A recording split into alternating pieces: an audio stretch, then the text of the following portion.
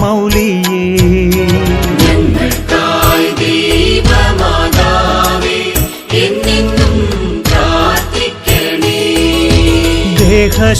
ദേഹശുദ്ധിയായി വിളങ്ങും പുണ്യഗേഹ മാതാവേ ഞങ്ങൾക്കായി ദൈവമാതാവേ എന്നെന്നും പ്രാർത്ഥിക്കണേ. സൃഷ്ടിതാവിൻ